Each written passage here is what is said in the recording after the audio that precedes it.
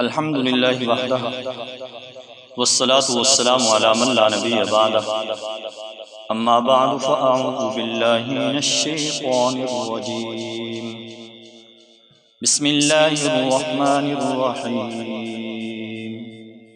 الف لام میم را تلک آیات الکتاب والذی انزل الیک من ربک الحق ولكن اکثر الناس لا یؤمنون صدق اللہ العظیم۔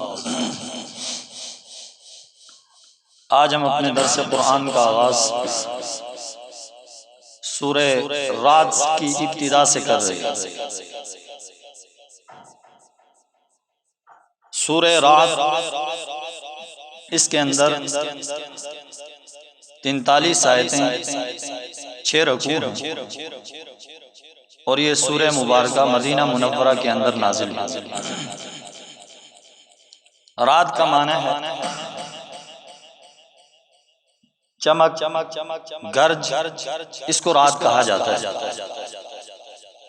کیونکہ اس سورہ مبارکہ کے اندر اس کا ذکر ہے وَيُسَبِّحُ الرَّعْدُ بِحَمْدِهِ کہ رعد بھی اللہ کی حمد کے ساتھ اس کی تسبیح اور اس کی پاکی بیان کرتی ہے، تو اس لیے اس سورت کا نام بھی سورہ رعد ہے۔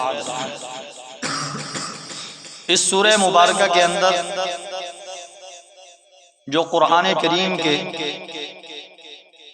3 اہم اور بنیادی اسلام کے مسئلے ہیں انہیں بیان کیا گیا ہے۔ ایک توحید، دوسرے نبوت، تیسرے باس بعد الموت، مرنے کے بعد دوبارہ زندہ ہونا۔ اور اس سورہ مبارکہ کے اندر جو اہم مضامین بیان ہوئے ہیں وہ یہ ہیں، سب سے پہلے اللہ تبارک و تعالیٰ کی قدرت کے دلائل کا ذکر کیا گیا، آسمان و زمین، سورج، چاند، ستاروں اور اسی طرح ہر قسم کے پھل پھول اور زمین کی مختلف قسموں کا ذکر کر کے اللہ تبارک و تعالیٰ کی وحدانیت پر دلائل قائم کیے گئے ہیں۔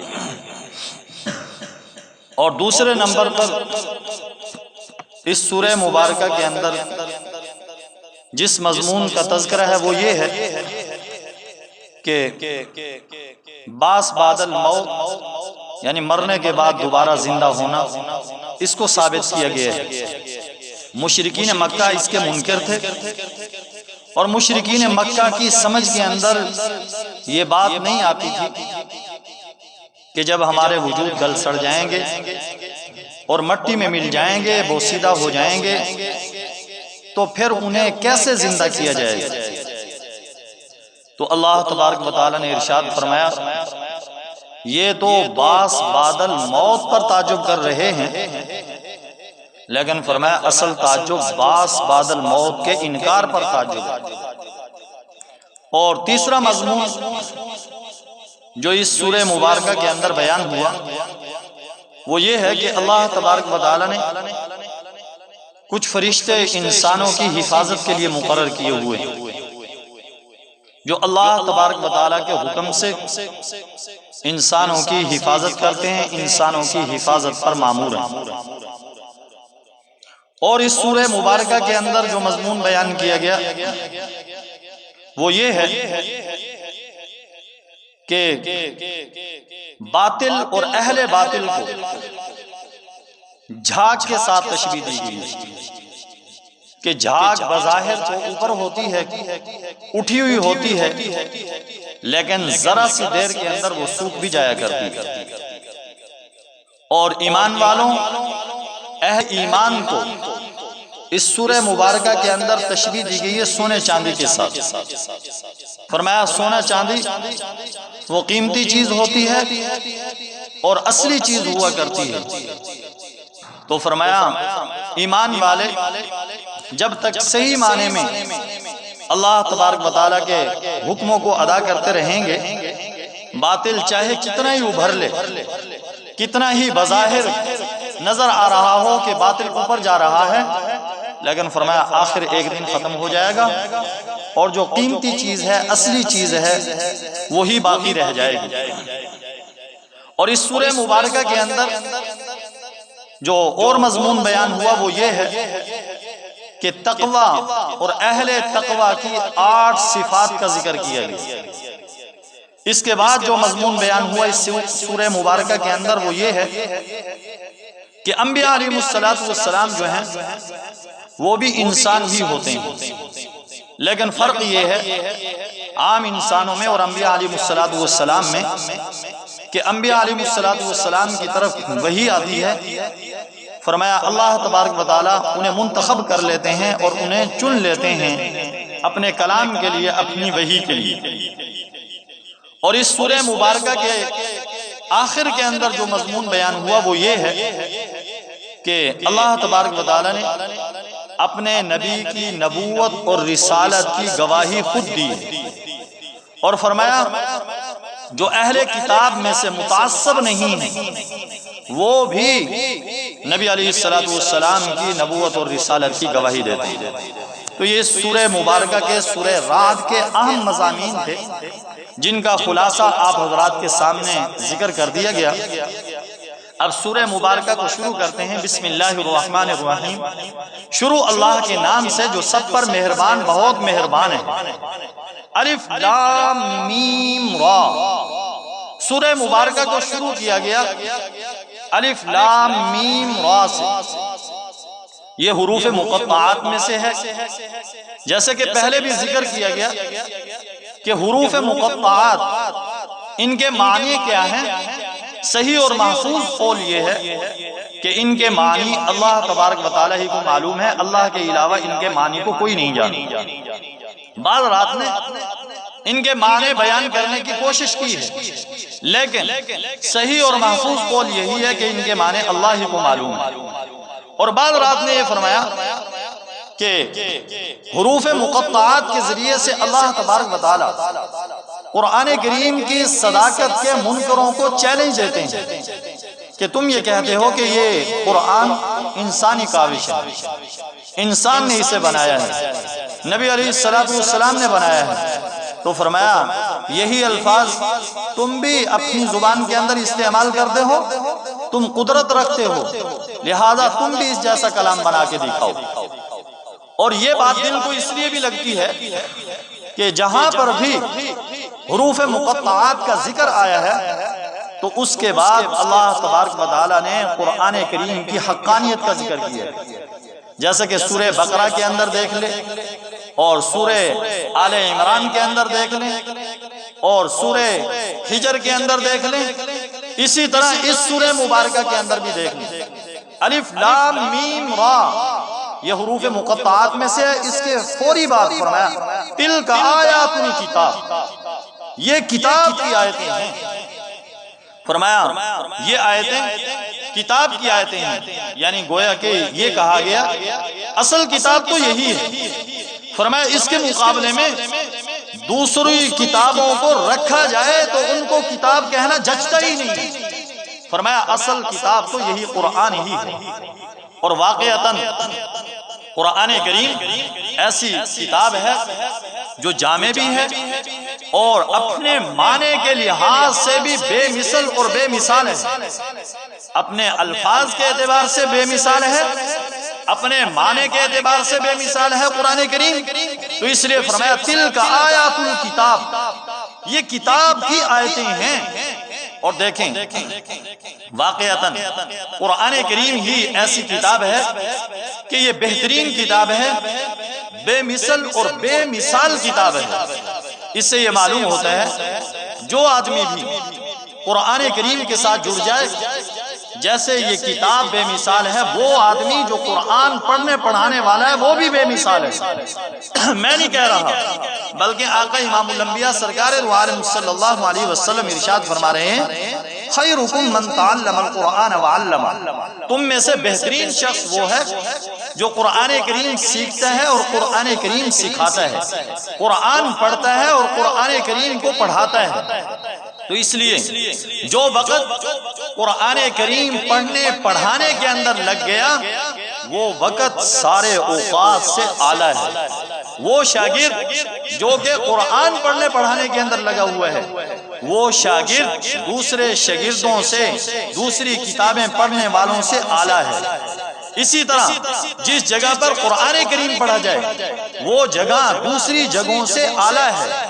تو اس لیے اللہ تبارک و تعالی نے جس آدمی کو قرآن کریم پڑھنے پڑھانے کے اندر لگا دیا، قرآن کریم سیکھنے سکھانے کے اندر لگا دیا، اس کو دوسری طرف دیکھنے کی ضرورت نہیں ہے۔ اگر وہ پھر بھی اس دولت کے ہوتے ہوئے دوسروں پر للچائی ہوئی نظروں سے دیکھے تو اس کو اللہ نے جو نعمت دی تھی، انعام دیا تھا، اس نے اس انعام کی قدر و قیمت نہیں پہچانی۔ تو اس لیے جو آدمی قرآن کی خدمت میں لگا ہوا ہے اسے اللہ رب العزت کا شکر ادا کرنا چاہیے اور اس نعمت پر فخر کرنا چاہیے کہ اللہ تبارک و تعالی نے مجھے قرآن کریم کی خدمت کے اندر لگایا ہے۔ آج لوگوں کی حالت یہ ہے کہ قرآن پڑھنے پڑھانے والوں کو وہ حقارت کی نظروں سے دیکھتے ہیں، حقیر نظروں سے دیکھتے ہیں، لیکن نبی کریم صلی اللہ علیہ وسلم ارشاد فرما رہے ہیں بہترین شخص تو وہ ہے جو کہ قرآن کریم سیکھتا ہے اور قرآن کریم سکھاتا ہے۔ تو اس لیے دوستو بزرگوں، قرآن کریم پڑھنے پڑھانے والوں کو حقیر نہ سمجھا کریں، قرآن پڑھنے پڑھانے والوں کو حقارت کی نگاہ سے نہ دیکھا کریں، بلکہ قرآن پڑھنے پڑھانے والوں کی قدر و قیمت کو پہچانا کریں۔ اس لیے مولانا احمد علی لاہوری رحمۃ اللہ علیہ جو کہ امام الاولیاء ہیں، جب ان کی وفات ہوئی 6 مہینے تک قبر سے خوشبو آئی ہے۔ وہ جب حافظ قرآن چل رہا ہوتا تو اس کو پیٹ نہیں کرتے تھے۔ کسی نے کہا حضرت کیا بات ہے؟ فرمانے لگے اس کے سینے میں اللہ کا قرآن ہے، میں اسے کیسے پیٹ کروں؟ تو اس لیے اولیاء کرام کی بھی تعلیم یہی ہے کہ جو حافظ قرآن ہے اس کا ادب و احترام ہے، اس کا ایک مقام ہے، اس کی ایک شان ہے۔ اللہ تبارک و تعالی ہم سب کو یہ چیز نصیب فرمائے۔ اور دیکھیں ایک عالم دین، قرآن کریم بے مثال کتاب ہے۔ طواف جب آدمی کرتا ہے تو اس وقت یہ حکم ہے کہ انسان دعائیں مانگے، اور جتنی بھی کتابیں آپ دیکھیں گے، معلم الحجاج اٹھا کر دیکھ لیں، ساری کتابوں کے اندر یہی لکھا ہوا ہے کہ جس وقت آدمی طواف کرے تو طواف کرتے ہوئے فلاں فلاں دعا کرے، کیونکہ دعا کی قبولیت کے چند مقامات ہیں، اور وہ سارے کے سارے مقامات جن جگہوں پر دعائیں قبول ہوتی ہیں وہ مکہ المکرمہ کے اندر ہے۔ ایک فرمایا طواف کی جگہ ہے کہ جہاں پر انسان کی دعا قبول ہوتی ہے، زمزم پیتے ہوئے دعا قبول ہوتی ہے، صفا پہ دعا قبول ہوتی ہے، مروہ پہ دعا قبول ہوتی ہے، بیت اللہ شریف پہ پہلی نگاہ انسان ڈالے اس وقت دعا قبول ہوتی ہے۔ تو یہ سارے کے سارے مقامات، مینا ہے، عرفات ہے، مزدلفہ ہے، یہ سارے کے سارے مقامات مکہ المکرمہ کے اندر ہیں، جہاں پر جن مقامات پر اللہ تبارک و تعالی انسان کی دعا کو قبول کرتے ہیں۔ ایک بہت بڑے عالم دین کو یہ دیکھا کہ جس وقت وہ طواف کر رہے تھے تو طواف کرتے ہوئے حکم تو یہ کہ دعائیں پڑھو، لیکن وہ قرآن کریم کھول کر قرآن کریم کی تلاوت کر رہے تھے۔ پوچھنے والے نے پوچھا کہ یہاں تو دعائیں پڑھنے کا حکم ہے اور آپ قرآن کریم کی تلاوت کر رہے ہیں۔ انہوں نے کہا بات یہ ہے کہ اس جگہ سے متبرک اور شان والی جگہ کوئی، اور فرمایا قرآن کریم سے زیادہ شان اور مقام والی کوئی کتاب نہیں۔ فرمایا مقام والی جگہ میں عزت اور شان والی کتاب کیوں میں پڑھ رہا ہوں، اور فرمایا ساتھ ساتھ اپنی نگاہوں کی حفاظت بھی کر رہا ہوں۔ فرمایا میں دیکھ کر قرآن اس لیے پڑھ رہا ہوں، فرمایا چونکہ عورتیں جب طواف کرتے ہیں تو عورتوں کا پردہ نہیں ہوتا، تو فرمایا کہیں نگاہ نہ محرم پہ غیر محرم پہ نہ پڑ جائے، فرمایا جس کی وجہ سے یہ عبادت میری برباد نہ ہو جائے، اس لیے اپنی نگاہ کی بھی حفاظت کر رہا ہوں۔ تو اس لیے دوستو بزرگوں، اللہ تبارک و تعالی ہم سب کو صحیح معنی میں قرآن کریم کے ساتھ جوڑ دے، اور وہ پیسہ اور وہ وقت جو کہ انسان کا قرآن کریم سنانے میں لگ جائے، قرآن کے درس میں لگ جائے، قرآن کے پھیلانے کے اندر لگ جائے، وہ انسان کا وقت سارے اوقات سے قیمتی ہے، اور وہ انسان کا مال سارے مالوں سے قیمتی ہے جو کہ قرآن کی اشاعت میں لگے گا، قرآن کے پھیلانے میں لگے گا، قرآن کے بڑھانے میں لگے گا، قرآن کے مدرسے پہ لگے گا۔ تو اس لیے وہ پیسہ قیمتی پیسہ ہے جو کہ قرآن کریم پہ لگ جائے۔ جائے. فرمایا تلک آیات الکتاب، یہ کتاب کی آیتیں ہیں. کتاب تو یہی ہے. والذی انزل الیک من ربک الحق.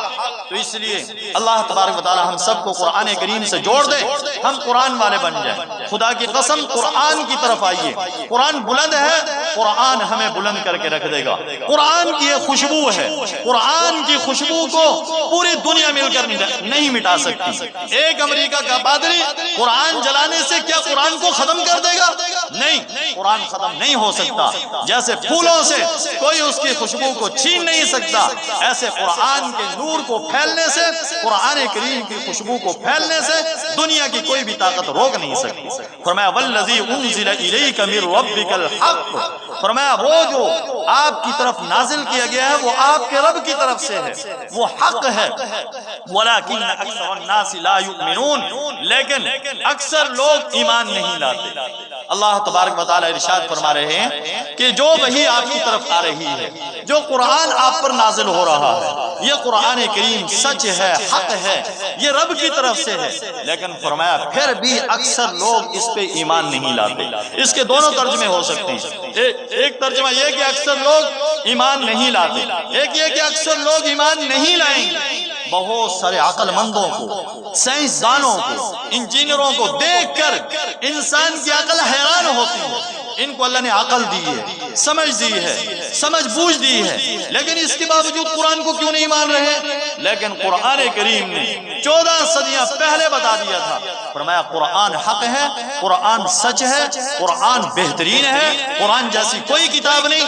لیکن اکثر لوگ پھر بھی اس پہ ایمان نہیں لائیں گے. تو اس لیے دوستو بزرگوں، اللہ تبارک و تعالیٰ کی ذات سے دعا ہے کہ اللہ میرا اور آپ کا رشتہ قرآن کریم سے بنا دے، صحیح معنی میں قرآن والا بنا دے.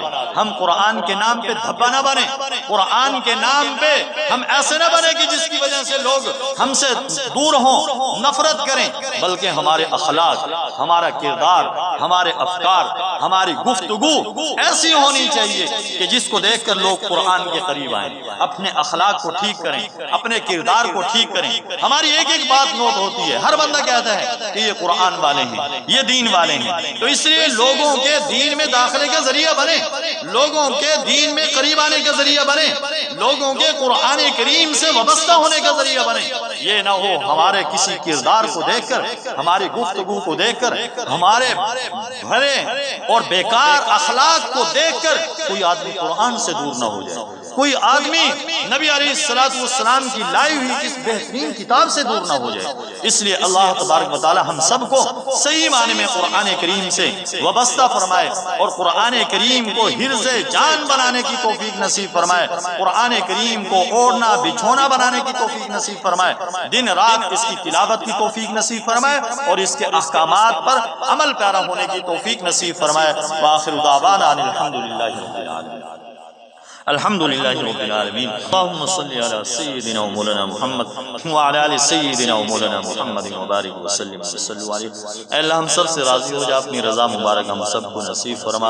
اے اللہ صحیح معنی میں قرآن کریم کے الفاظ جو ہماری زبانوں پر ہیں ہم سب کے دلوں میں اتار. اے اللہ ہم سب کے دلوں میں اتار. اے اللہ ہم سب کو صحیح معنی میں دین والا، قرآن والا، ایمان والا، نبی علیہ السلام کا امتی بنا. اے اللہ امتی بن کر رہنے کی توفیق نصیب فرما، سنتوں کے مطابق عمل پیرا ہونے کی توفیق نصیب فرما. اس سچی کتاب سے سچی محبت نصیب فرما. اے اللہ ہم سب کو صحیح معنی میں قرآن کریم سے سچی پکی محبت نصیب فرما. اے اللہ ہم سب کو قرآن کریم سے وابستہ فرما. اے اللہ قرآن کریم کو پھیلانے کا ذریعہ بنا، قرآن کریم کی خوشبو کو پوری دنیا میں عام کرنے کا ذریعہ بنا. اس کے لیے ہم سب کو وسائل نصیب فرما. اس محفل مجلس کو قبول و منظور فرما. جو کمی کوتاہی ہوگی ہماری طرف سے ہوگی اے اللہ معاف فرما، معاف فرما.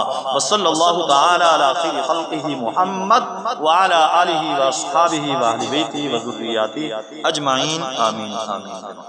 جزاک اللہ.